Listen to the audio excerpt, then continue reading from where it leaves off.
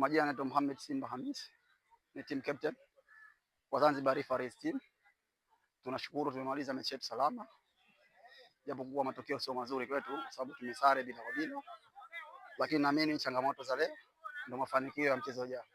Na dhumuni la kuweka michezo hii, kwa sisi ni waamuzi, kwa hiyo mpira sio fani yetu kucheza, lakini Tanzania bara kuna kitu wameanzisha wanaita Tanzania Referees Cup. Kwa sisi kama sehemu ya Tanzania nzima tumepata mwaliko msimu huu ambao mashindano yanafanyika Manyara. Kwa sisi ni waalikwa pia katika mashindano hayo ya Tanzania Referees Cup 2025-2026. Tumetu changa, tunahitaji support ya hali na mali. Yeyote anahitaji kuja, nafasi ziko wazi. Yeyote anahitaji kutuchangia pia, nafasi ziko wazi.